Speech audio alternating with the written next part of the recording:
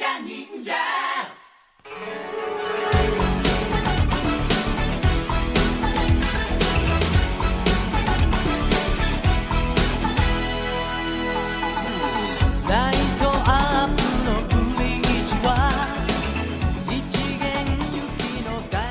to the Super Sentai Brothers. This is episode 8 of A View to a Kakuranger, the internet's best and only podcast dedicated to Ninja Sentai Kakuranger. Every week we watch an episode of the show, we share our thoughts with you, the listeners. My name is Matt J. With me as always is my co-host and brother Dave. Dave, how are you today? Not bad, man. Feeling pretty good. Just hanging out. Very exciting, very exciting. Enjoying a nice pre-Halloween weekend? Yeah, I am. I am desperately... Okay, the Indians are doing a thing. I don't want to talk about it. No, we can't talk about it now. We'll talk about it later. Maybe next week. Or, maybe depending on how these games go, maybe we'll never talk about it. But, that's not what we're here to do. No. What we are here to do, Dave, is to watch Ninja Sentai Kakuranger. Today, we are watching episode 8. It is called The Bakaniko's Shop. But before we get into that, Dave, shining in the heavens, there are 5 stars. What is our first star of the week? So our first star of the week, Matt, is that I just got back into town from visiting our sister down in Columbus. Ah. And that was a super cool time. I lived in Columbus for like a year, maybe? Like not quite, like around a year. Yeah. I very much enjoyed it. I don't know why I'm saying that as though like, oh yes, I know, you don't have to tell me. Like we are not the only people listening to this. Right. So in fact, but it's fun to go back and visit. If you really look at the numbers, we are like the least of the people involved in this talk. we actually compromise a very small percentage. But it's fun to go back and visit because Columbus is a pretty cool town. And, I was there, and I kind of know my way around, except she lives in a different part of Columbus than I lived in, so I don't totally know my way around where she lives. But it was super fun to visit our sister, and she's real cool. We did some fun stuff. We went out for Korean barbecue, which I love. Nice. And we went, so this is cool. So I didn't know this when I worked there, because the part of town that I lived in was not kind of where this whole action was centered. But Columbus apparently has a really enormous international population. Oh, really? Just for whatever reason. That's actually why, because Katie works for a translation company, and that's why they're centered in Columbus. Is because they need people that speak whatever. Yeah, they're medical translators. And so they just were we need to be in a place where there are a lot of people that speak both English and another language. And they just the dudes who own the company are not from Columbus. They just started looking around at cities that had really big international populations, and they had some vector where they were just Columbus is kind of cheap to live in and also has a ton of immigrants, so that's where we're going to go. No way. So Columbus has a really large population of just, international people that live there.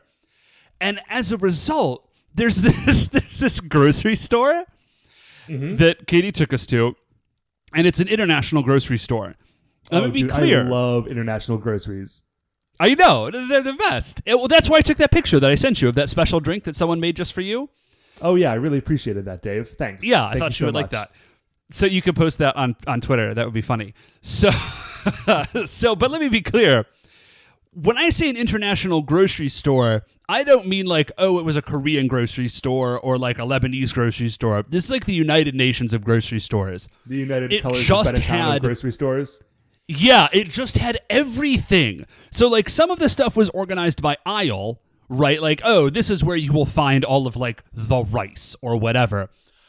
But different aisles, other aisles, were just organized by country. Oh, and nice. It was just hey, are you from Peru and you can't find your favorite candy or canned sauce?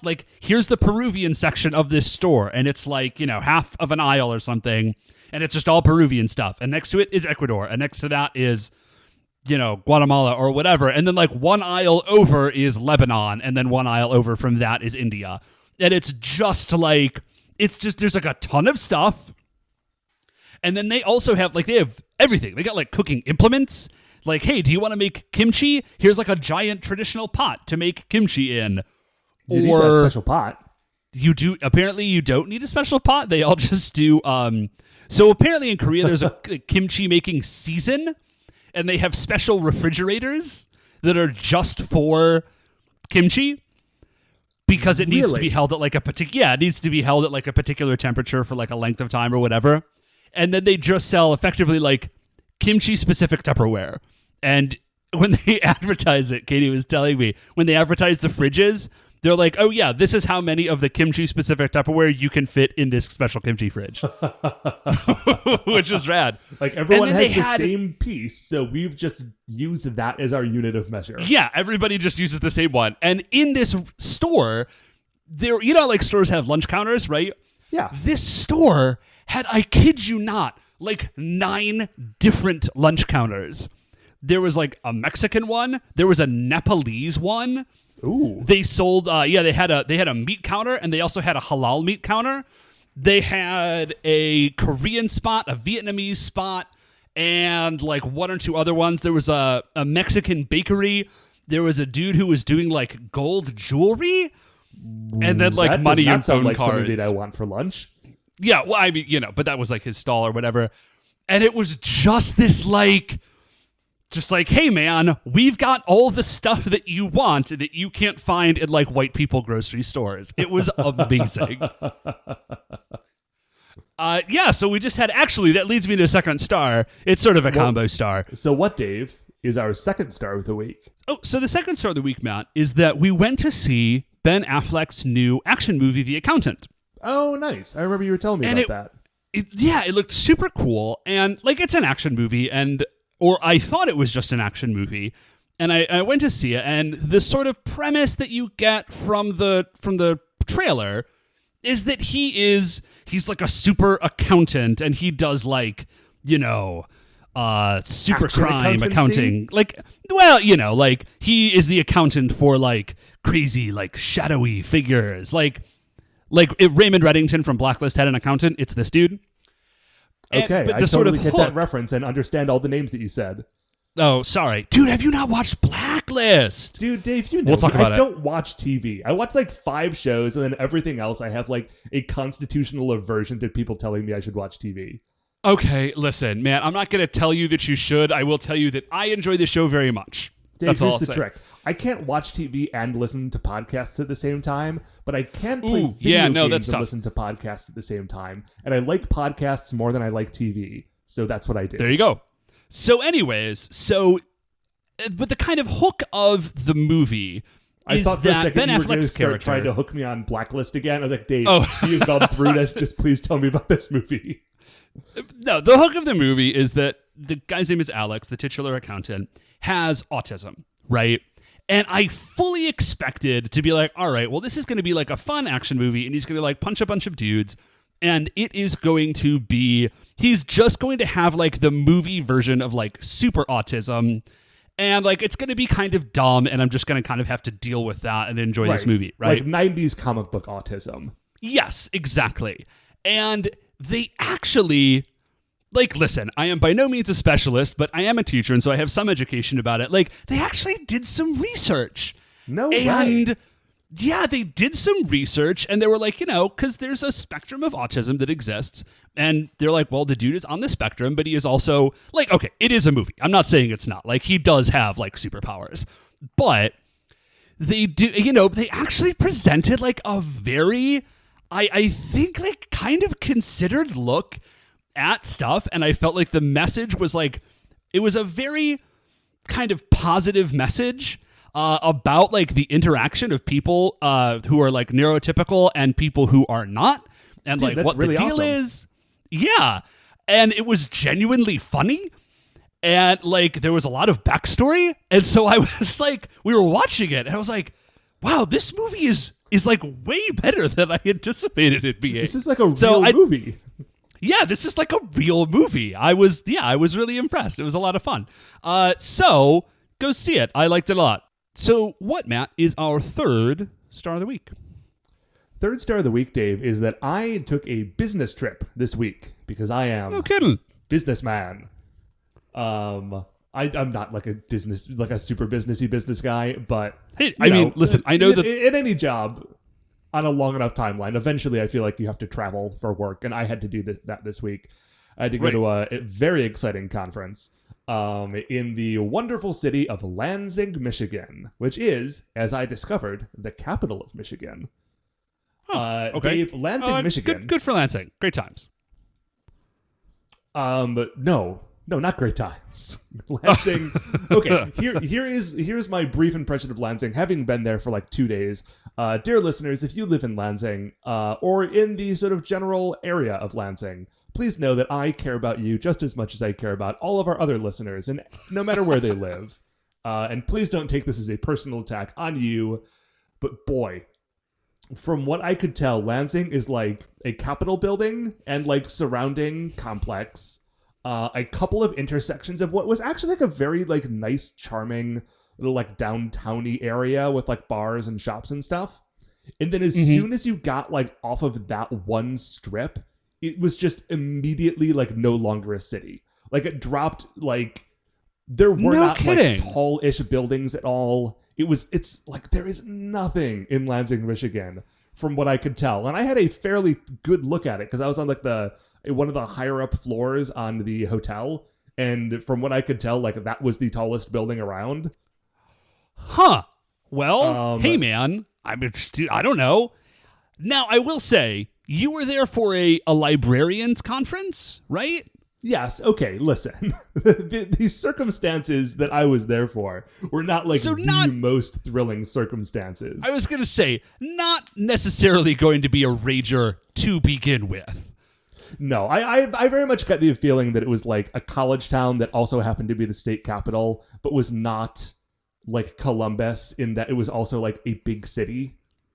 Well, so like once you were like Columbus off campus and out of the capital area, like it just kind of like dwindled off. This is not like a super funny star, but this is more of an explanation as to like why I don't have anything to talk about this week, because all I did was go to Michigan and sit in a hotel room. Although I will say, what was able to sort of keep me afloat during my time there is that Pokemon Go was doing like a Halloween special where you get bonus candy and like there's a lot more ghost Pokemon and stuff around, and so I got tons of Pokemon, which is really kind of the most notable thing about my trip. So Dave, that sort of dull star behind us, what is our fourth star of the week? So, fourth star of the week, Matt, and it's actually a pretty quick one. It is just, I wish there was like a mental equivalent of carb loading, because I am going into Tech Week for this fall musical. Oh, yeah. And so it's just going to be Tech Week. It's bananas because it's just like 3 hours of rehearsal a day.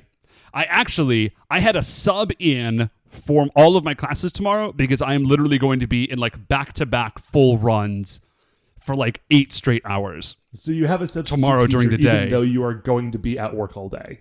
Oh yeah. I will be at work all day, and there is a sub covering my classes. Wow. So there's that, and then there's like another 4 hours of rehearsal Tuesday, Wednesday, and then there is the show starts Thursday, and there's a show Thursday, Friday, Saturday, and then Sunday afternoon. And so at some point, we're going to have to figure out a way to watch Doctor Strange in that time.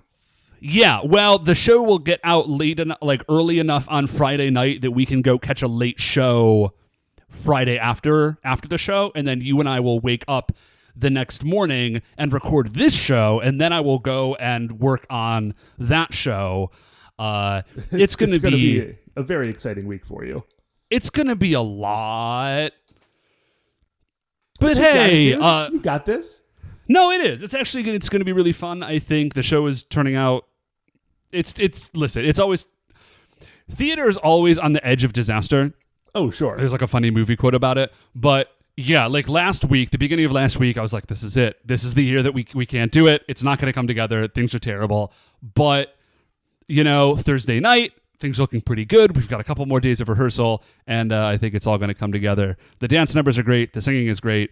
The lines still need a little tweaking, but we'll get there. So what, Matt, is our fifth and final star of the week? Well, Dave, our fifth and final star of the week is, as I mentioned, I spent a couple of days in a hotel room in Lansing, Michigan, so I was really looking for something to do. Aside from Pokemon. Sure. And my original plan was that I had actually brought my Xbox so I could play Fallout while I was there. Brilliant. And I go and I plug everything in, and I get all like the HDMI cables hooked up, and I press the input button on the TV in the hotel room, and the hotel has disabled the input button on their television. That so I cannot. Seems like something that a hotel would do. Yeah, because they Yeah. want you to pay for, whatever. Right. So I can't watch anything on my Xbox, and I can't play my video games, and so I am forced to watch cable television, which is something that I have not done in a very long time.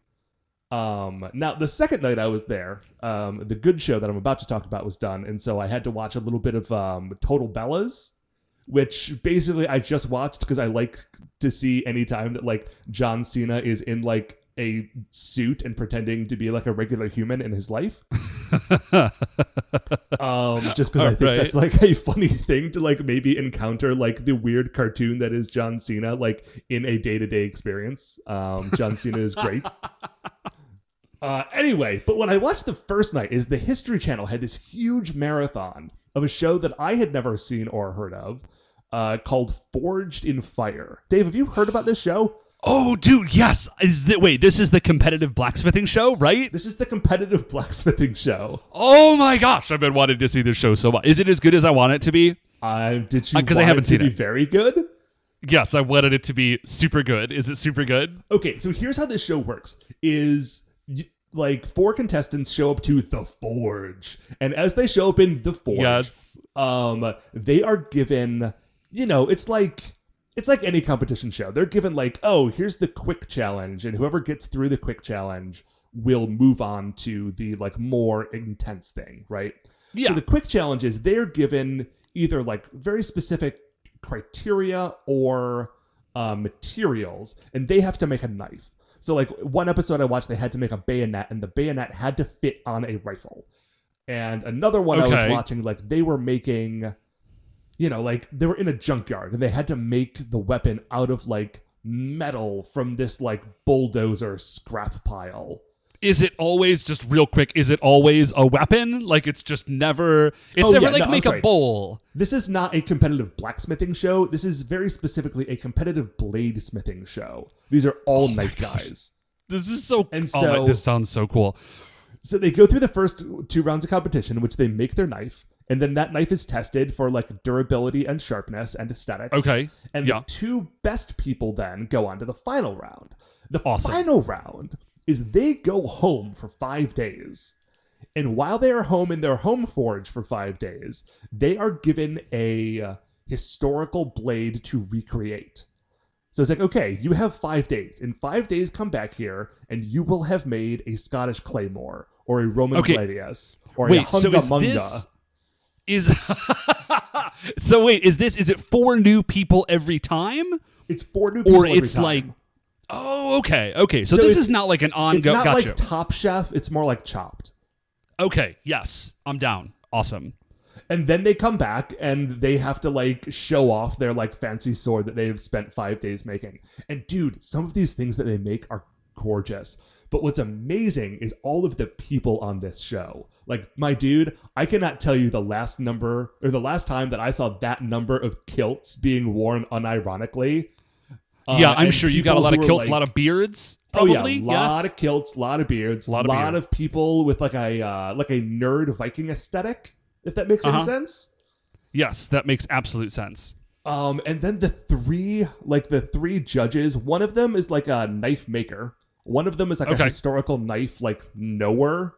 And then the third guy is like a knife user. He's like a martial arts guy, right? Ah, okay. And so like the 3 of those dudes all judge it. But the martial arts guy, he's like, okay, during the final test, he's like, okay, this is the cut test. And I'm going to see if I can take your sword and cut this, sheep carcass in half with 1 stroke.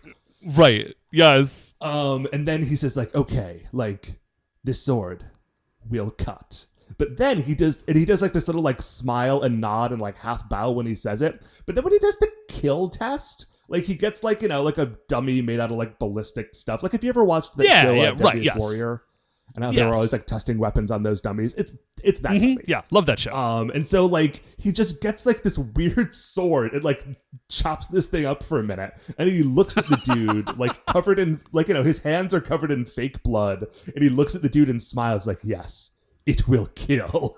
And it's very disconcerting. Oh man.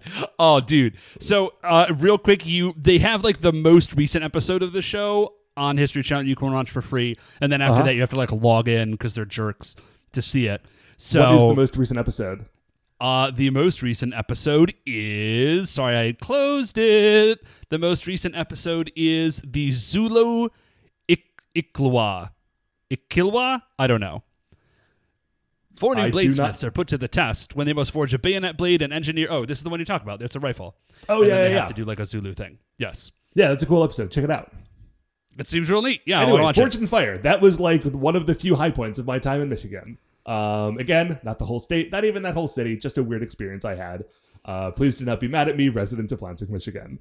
And with that, Dave, So, I think that we are going to move on to episode 8 of Ninja Sentai Kakuranger, called The Bakeneko's Shop, and we will be right back. Okay, welcome back. So, we have just finished watching episode 8 of Ninja Sentai Kakuranger, and boy oh boy, that was an episode of Ninja Sentai Kakuranger. Like, that was it was a very Ninja Sentai Kakuranger episode. There were cats. There were cats. There were ninjas. Yeah, it was great. So there's kids. We open up, and it seems like there's these kids, and they're walking home from school. Sorry, the kids are definitely there.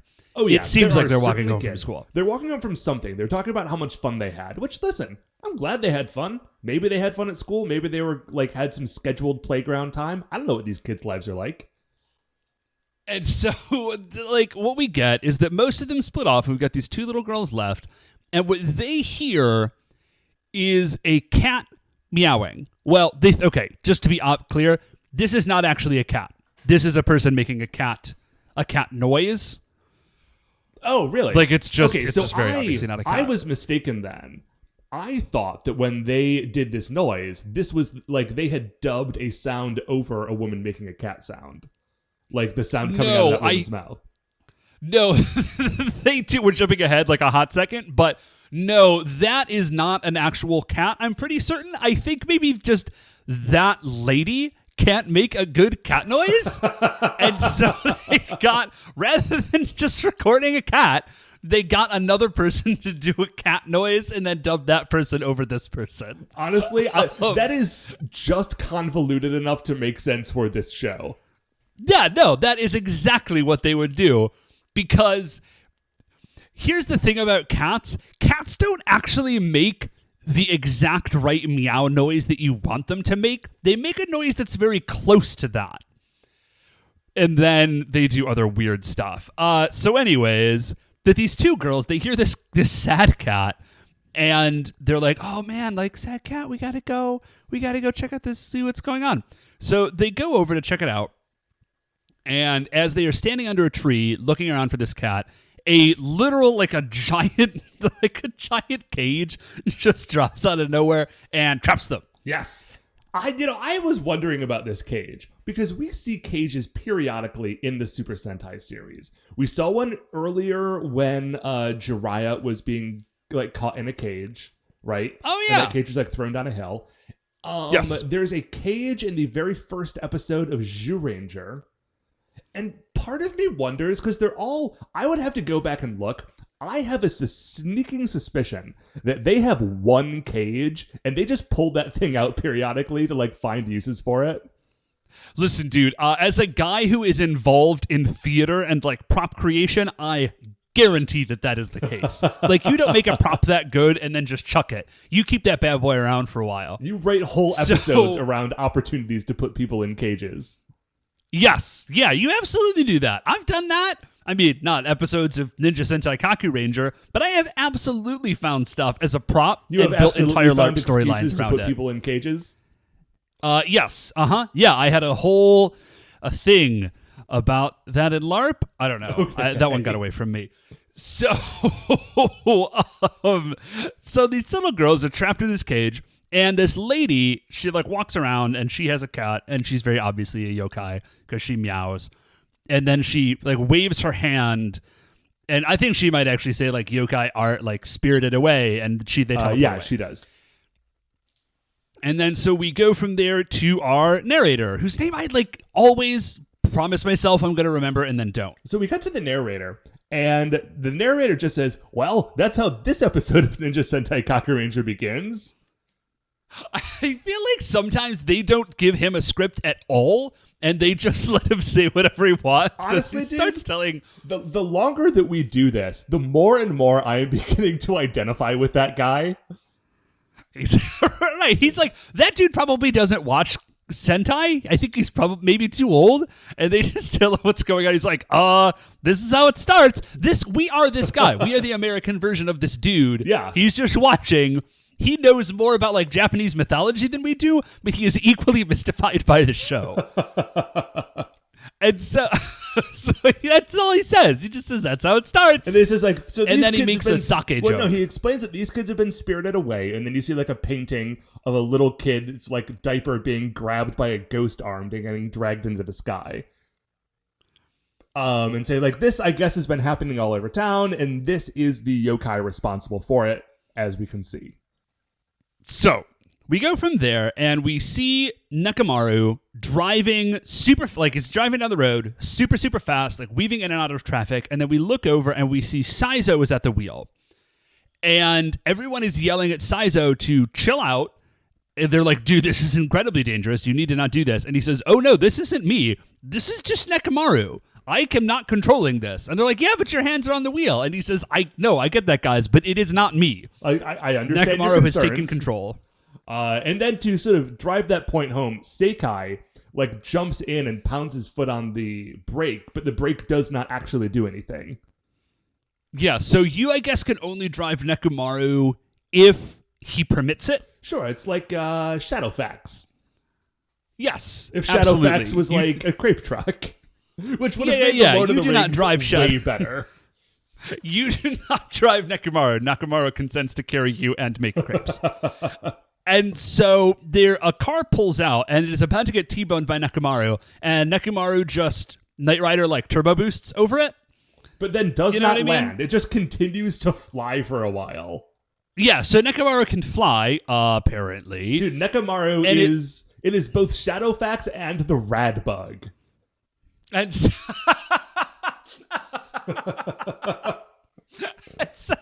Nekomaru lands, and it drives into this shrine. Like, it drives into this cat shrine and knocks it over. And all the rangers hop out, scared for their lives, I think, because I guess maybe they didn't know that Nekomaru can do all this. Although they still seem to be yelling at Saizo. So there's a lot of confusion going on right here. Not only with us this time. This time also the characters are confused. And so they look around, and then Tsuruhime kind of like, they're all sort of yelling at each other, and Tsuruhime looks over and she sees the shrine, and she realizes like, oh no, this is bad. This is it's not actually a shrine, it's like a grave marker where you like bury cats. Yeah, and what she says, and I'm just going to say it in case there is a significance to it that I don't understand, but she says that this is a grave that enshrines cats. Yes. Okay. Yep. If there's a thing there, guys, let us know. That'd be great. Yeah. So then, as they're looking at this shrine, it's daytime, and then it is midnight. It just flips immediately, and it is night. And nobody cares.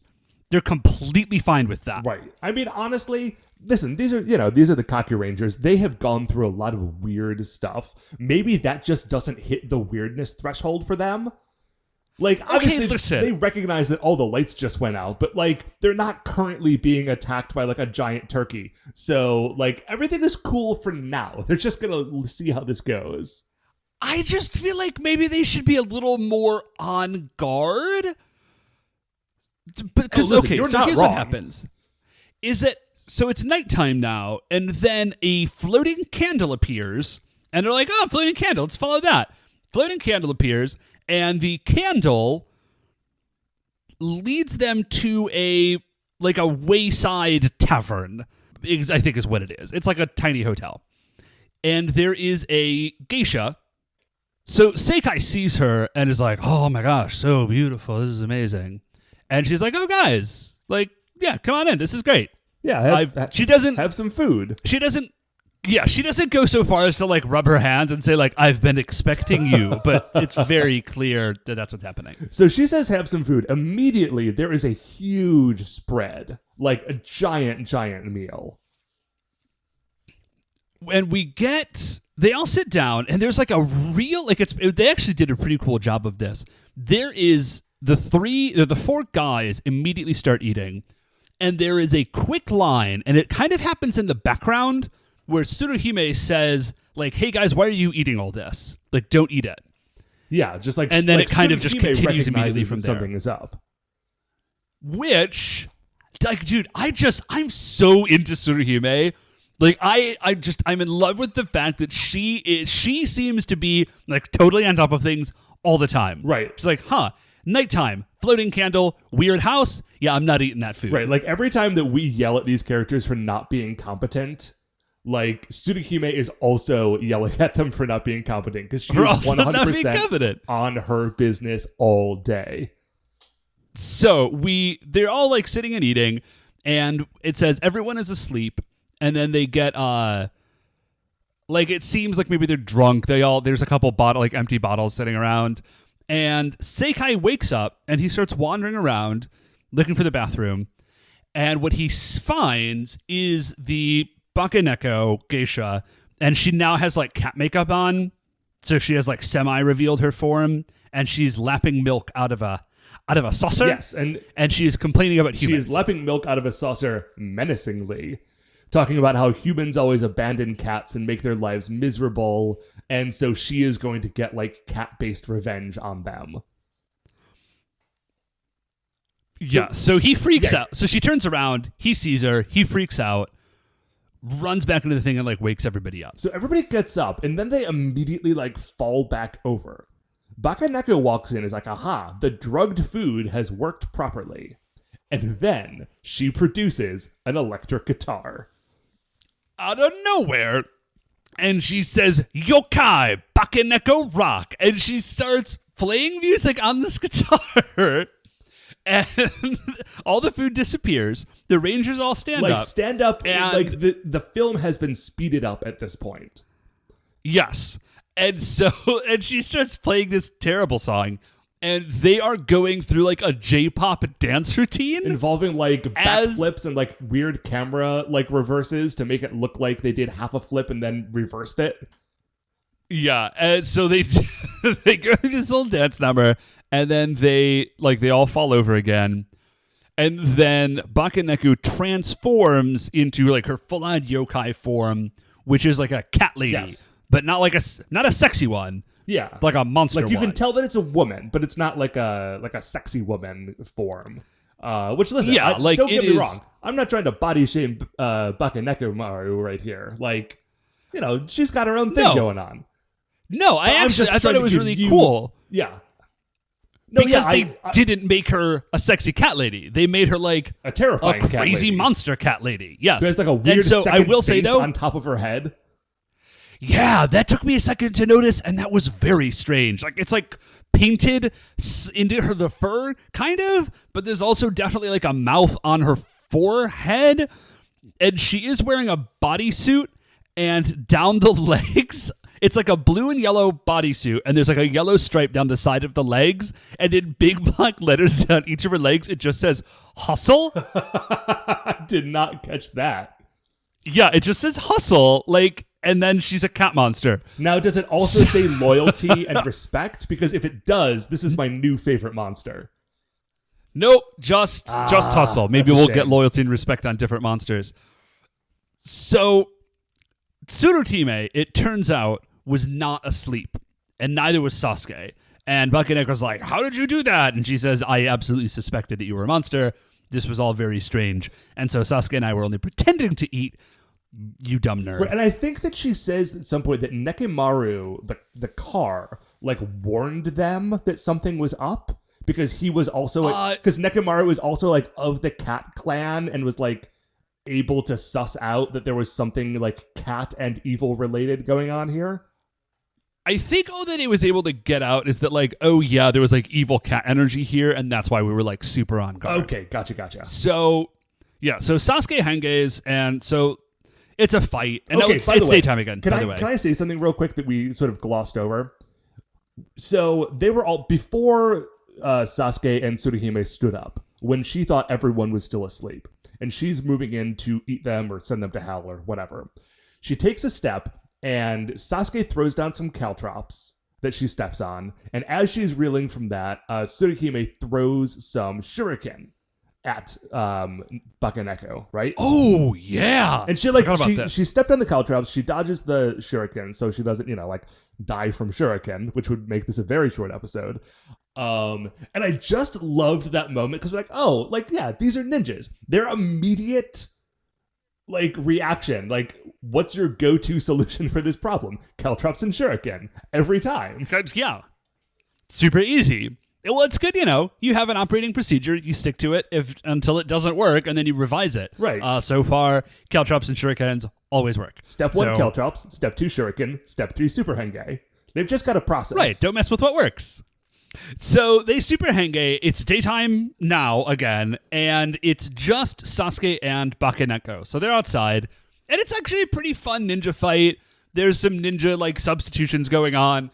Bakaneko gets hit in the chest with a bunch of shurikens, and then it was a log, and then she stabs Sasuke, and it's just empty clothes. And then Sasuke is up on a roof, and Bakaneko sees him, and Sasuke invites her to scratch his butt, which was sort of a weird taunt, but like it clearly worked because Bakaneko was not into it. So she manages to pull the like, look over there, and then she fireballs him and runs.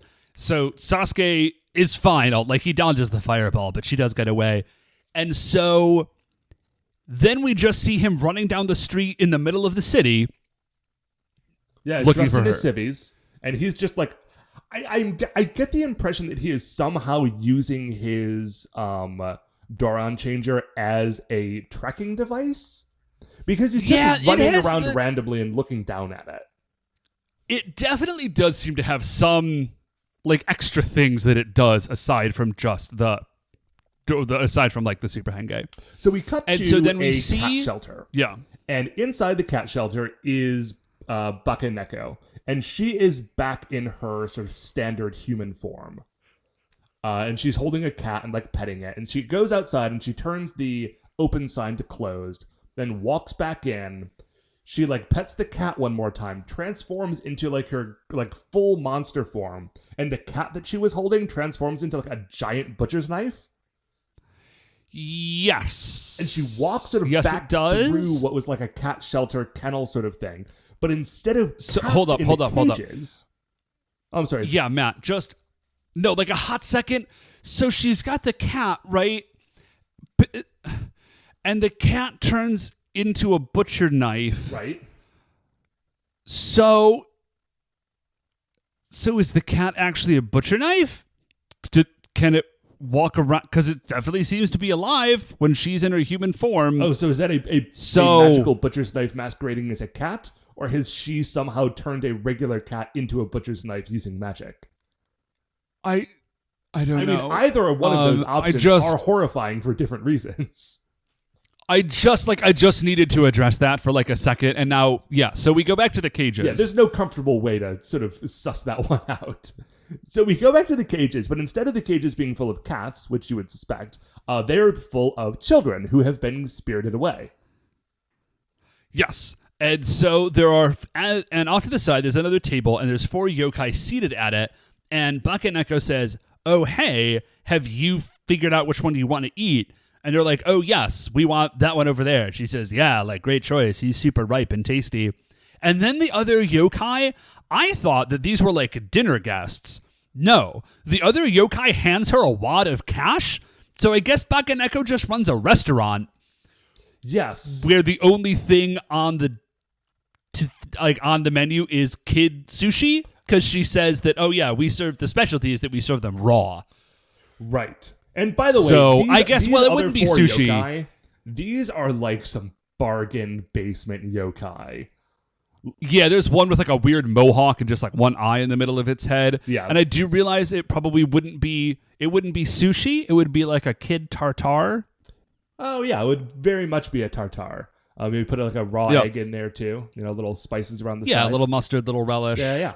But yeah, like it is very clear that all the monster budget for this episode went into Bakaneko, and these 4 scrubs just had to like put together like weird masks and hand stuff to like figure it all out.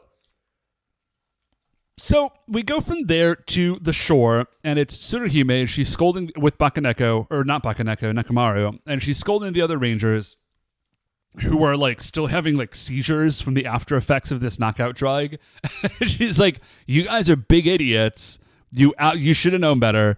Now you have to take your medicine. And she's like prepared this like traditional Chinese medicine brew for them. And they go to drink it, and they're like, oh God, it's so bitter and awful. And she's like, I don't care that it tastes it's bad. medicine, guys. You have to drink this or you will continue to like shake and die. You idiots. Right. So just get with it.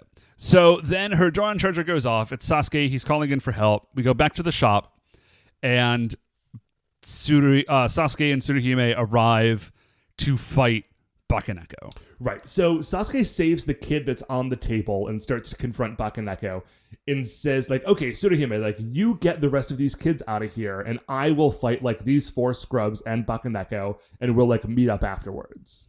The 4 scrubs, by the way, they go down like... There is a reason that these guys do not get their own episodes, because they go down immediately. Yeah, I think he's like, shuriken! And he just shurikens them all, and they all die, and then it's just him and Bakaneko. So him and Bakaneko are fighting for a minute. The kids run. We see Bakaneko and Sasuke have teleported to the quarry to fight. Well, I mean, really, it's a better place to fight. There's more room to move around. Yes. I just man, I know that I shouldn't even talk about it anymore because it happens all the time, but it's still such a weird thing. Like, we're in a scene, things are happening, and then somebody jumps and they land in a quarry, and now we're fighting in a quarry, and it's just weird every time. I know that it's weird every time, and I honestly wish I could respond to you. I have told literally every joke that my brain can generate about the quarry already. We've told all the jokes. There aren't any more jokes for this. I just have to accept that this is the immutable nature of the Sentai universe. I just still have a little bit of a hard time wrapping my head around it. I'm sorry for bringing it up. That's my fault. And I feel like I'm getting better about not bringing it up all the time. Anyways. Well, I feel like we should still mention it occasionally, just so that like you, the listeners, know that it's still definitely happening every single week. Well, this is why. Okay, so this is why I had to mention it this time. So Sasuke and Bakaneko were fighting. Sasuke appears to lose, and then we see the kids and Tsuruhime, and they are also running through the quarry. Why are they at the quarry? Because it doesn't. They were in the middle of the city. The kids were escaped. They were already in the middle of the city. They're safe. Stop. Dude, what you need to realize is that this is just operating on like crap dream logic. And like you walk, like you're in the city, and then you turn the corner, and then you're in the mountains, and then you turn the corner again, and you're back in the city, and then you walk out the door, and you're in the quarry, and then you see your house, but it's not really your house, and then you're at your first job from when you were 15, but it's not your real boss. It's your like principal from your middle school, but you haven't seen that man in years and suddenly has a mustache. Like, that is the logic that this show operates on in a very real sense as regards moving from one location to another. Okay, so Tsuruhime and these kids are running away through the quarry, and then the kids stop all of a sudden, and Tsuruhime turns around, and she's like, why did you guys stop? And then the kids all turn into cat monsters, like just with cat makeup and claws. And then they attack Tsuruhime, and she's very confused as to what's happening, as am I. And they like are biting her, and then she jumps away, but then Bakaneko attacks, Oh, by the way, and she says, "Hi, I got you." I think at some point we glossed over the fact that the fight between Sasuke and Bakaneko, like Bakaneko totally wins that fight.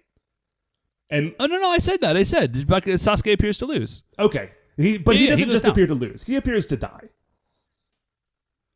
Oh yeah, sorry. I just I mean, clearly very he's not dead. Could not have died. Like, there's no way. But there is so that's why I just there's a very cool shot where like Bakaneko's in the background, and you see like in the foreground, like the camera's really close to Sasuke's hand, like reaching for his sword, and then the hand just stops reaching for it and like collapses in the dirt.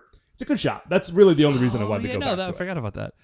So the kids are cat monsters, and they attack Tsuruhime, and then Bakaneko appears, and Bakaneko attacks Tsuruhime, and Tsuruhime gets caught, and then the kids are in a cage, and they're kids again. Potentially the same cage. So, yeah, same cage. Again, they've got one. So, wait, so are these kids cat monsters? No, she says, or you may have looked away to take a note or something, but she says, I cast a spell on these kids. Oh, yes. Thank you. Okay. I did look away to take a note. No, she had apparently, when she had captured them, cast a spell on them. So when Tsuruhime rescues them, that spell activates. But they are still regular kids. They've just got like a little like yokai magic rubbed on them. Okay, no, that's great. I was just like, this doesn't make any sense at all. Okay, so now there's a boiling pot of water or acid or something. I think it's water. And Bakaneko says, I'm going to throw you in this pot out of revenge, and then I guess I'll eat you. Oh, by the way, she's not close to this pot. This pot is at like the ground floor of the quarry, and Tsuruhime and Bakaneko are like up on a cliff top, and she's going to throw her off of the cliff into the kettle. It's amazing. It's not a big kettle either, so this is a very accurate throw I think she's hoping for.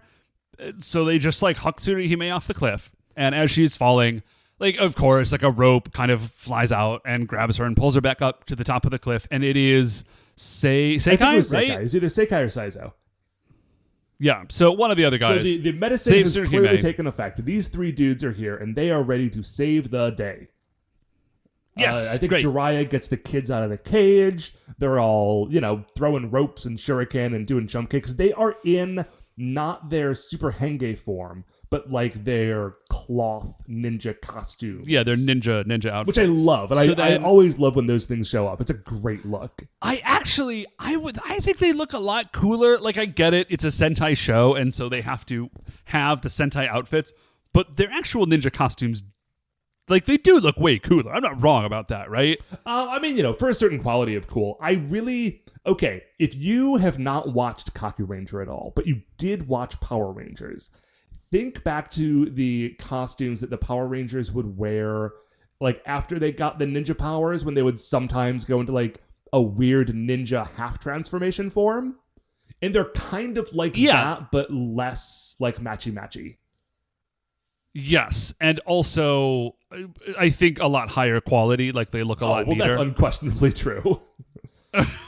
Yeah, that's true of, I think, basically everything about Super Sentai. Well, everything as regards costuming and like production value, not of actual quality, I would say, but you know what I mean. Yeah. So they are. Oh yeah. So then Sasuke shows up, and they're like, "Did you?" She's like, "I killed you though," and he says, "Yeah, I performed like the ninja second death or fake death technique. I'm totally fine." And then we get like a little flashback to their previous, like just after their previous fight, where like his dead body is just empty clothes, and then like his living body wearing a new set of those clothes like pops out of the ground. Is like, "Aha! I'm doing a pose. I'm alive again, jerk." Ha! Gotcha! I realize that all of those costumes are probably just like generated via ninja magic, but I do kind of like the idea that they have to replace all of those like 50 costumes that they jettison throughout the course of a fight via their like replacement magic. Like that is what all of their extra money goes into, is just like making more costumes. You just gotta have a bunch of them. So the fight starts, and the coolest thing actually I think about this fight, honestly, is that we see Jiraiya's new, like, his special weapon, and his special weapon is just Ninja Knuckle, and he's just like, he's got some brass knuckles. Yeah, although I think we also saw Saizo use those in the Maze episode. No, when he was punching through the wall? Saizo. Oh, wait. Yeah, maybe he does. Maybe they all have ninja knuckle. I was thinking, because I know Seikai has like the yellow claw. Yeah. And I was thinking, I'm like kind of waiting for Jiraiya's special weapon, but we haven't seen it yet. I thought this was it. But no, you're right. Saizo also uses the ninja knuckle. I really hope that when we see Jiraiya's super like specific weapon, it is a ninja 6-shooter. Oh man, that would be awesome. Wouldn't that be just the best if he just pulled out like a ninja revolver?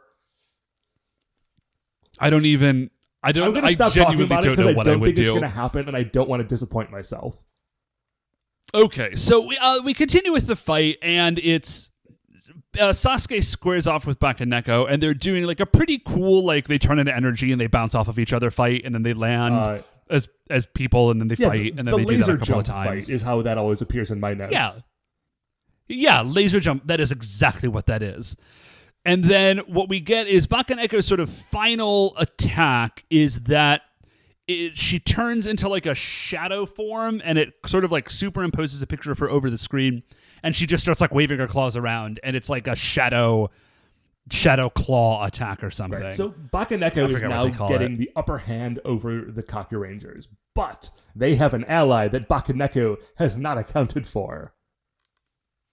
And it's Nekomaru. So Nekomaru just literally flies in from nowhere and just rams Bakaneko. It is amazing. Just like runs her over rather. And Bakaneko is just like, forget this. It's time for giant time. Oh wait, the one thing Bakaneko is furious because she's like, how dare you? You've betrayed the cat clan. You're like the worst cat ever. And Nekomaru just, I think, runs her over again in response to that. So then, yes, Bakaneko says, like, forget this giantism technique. And then Saruder and Kark, General Saruder and General Kark, Sasuke and Tsuruhime respectively, like they turn into their giant beast generals. So after they've had a chance to fight just those two against Bakaneko for a minute, they say, okay, guys, let's all combine. And the other three are like, okay, cool, let's form Muteki Shogun. And I'm getting the feeling that, honestly, like, they didn't need Muteki Shogun to beat this one. Like, they just kind of wanted to speed things up and maybe get everybody in on the fun. I think they really dig it. Muteki Shogun, I think, so far is my favorite giant robot because, let me tell you something. I have, Muteki Shogun, I think, has taken precisely, like, 2 steps this entire, like, over this whole run of this show. Like, he doesn't even move. Oh, yeah. He just shows up, and then at this point, Bakaneko, like, jumped at him, and he sort of, like, leans a little to the side and just punches her in the face without moving. Like, without moving his leg, just punches her in the face. She falls over, he forms a flaming sword and kills her. That's it. Yeah. Like, Muteki Shogun is just so much more powerful than everyone he's fighting. He just like shows up and is like, fire sword. It really is not great. Even just fire sword. And honestly, what's doubly great about it is that eventually there's going to be something where, because it happens every year, the monsters are finally more powerful than the robot, and then they need to upgrade. So when they manage to finally do that, like when the monsters are finally able to like even do any kind of damage to Muteki Shogun, they have done such a good job of building it up as this unstoppable monster, like this unstoppable robot dude, that it's going to be great. Yes. Okay. So Bakaneko is dead, and then we go back, and it's the 5 Rangers, and they're hanging around with Nekomaru, and the other 3, Seikai, Saizo, and Jiraiya are like, I still thought the food was pretty tasty, even if she was a terrifying cat monster. And Tsuruhime says, have you guys still not figured it out? You guys are idiots. And then, but she turns to Nekomaru and she says, Nekomaru, but you're the best and you saved us. And so she kisses Nekomaru, which again, it's a giant cat truck. Nekomaru like purrs and blushes, like they superimpose a little blush over Nekomaru's like radiator grill. Yeah, it's super cute. And then all the guys are like, oh, Tsuruhime, like I also want to kiss. I am very much not sure like what the relationship is supposed to be between the dudes and Tsuruhime. Yeah, I genuinely can't tell if they're all in love with her or if they're all teasing her all the time. Or both, maybe. Heck, I don't know. Listen, they're teens. Their emotions are volatile. And so she runs away from them into Nekomaru, and then that's it. That's the end of the episode. So, Dave, how'd you feel about this one? Like, generally speaking, have any sort of final thoughts that we haven't covered yet? No, not really, man. It was a really fun episode. I thought the action was cool. I loved the monster Well, you know what? As we're talking about this, let's just put it on the Creature Royale. All right. So, Bakaneko. First, super cool look. Got that hustle. She's got that hustle. She's got a weird second face on the top of her head. That's crazy. She is like stealing kids. That's kind of a cool thing. And she actually fights pretty well until she goes up against Muteki Shogun. But like nobody does well against Muteki Shogun. So yeah, whatever. Right. I'm thinking, but she's not like super crazy amazing. I'm thinking kind of like somewhere in the middle of the list. Okay, so what do we have in the middle? So right around the middle is like Gekitsuki, the mouth monster from last week, Lipstick Songstress, Oboro Gumura, Lieutenant Shiryo, Pachinko Master. That is not the middle of the list. You are looking near the top of the list right now. Middle of the list, we've got like Tofu Hermit and stuff. Oh, yeah. Sorry, man. I miscounted. So, Copy Empress, Kappa, and Roku. Definitely cooler than Kappa and Roku Rokubi. Okay. Definitely. So, we've got... It is a cool lady monster with a fresh look that, like, captures and, like, does weird stuff to our heroes and, like, puts one of them in a cage. So, Copy Empress is also exactly that. So, do we think that Bakaneko is better or worse than Copy Empress? That is tough. I'm going to say she's actually not as cool as Copy Empress. Here's the big reason, is that the episode Copy Empress was in was super cool because they got Kazu's, not Daigo. They got Kazu's twin. They got Kazu's actual twin brother to come in and play his copy person, which I thought was amazing. So I would say... amazing. Right. Like, I sometimes forget so I would how say great Bakaneko, that episode was, but yeah, let's put her right under Copy Empress. Okay. So that puts her in at spot 23. Right on. So that, I think, is it for us. Yeah, man? That is going to do it for another episode of A View to a Kakuranger. Before we finish up here... Oh, wait, Matt. What's up? Wait, Matt, one more thing before we finish up here. The episode that we did with the Ranger Danger guys is out this week. So if you haven't listened to it, we recorded with the Ranger Danger guys, Matt and Michael. It was a ton of fun, and that episode just came out. So you can go check that out on Ranger Danger. Oh, yeah. For some reason... It was episode 3 you don't already listen to of them. Power Rangers Zeo. So I think, is that the last of our sort of official business for the week, Dave? Yeah, okay. I think so. Well, in that case, that is going to do it for another episode of A View to a Kakuranger. I got to start all over with the thing here. Before we finish up here, I'd like to remind you all, you can email the show at supersentaibrothers@gmail.com.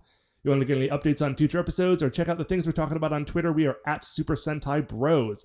If you like the show, please remember, shining in the iTunes reviews section, there are 5 stars. Rate, review, subscribe on iTunes. That's what's going to help new people find the show. The show, aforementioned, is a production of Retrograde Orbit Radio. Once again, we are the Super Sentai Brothers. I'm Matt. I'm Dave. And we'll see you next week.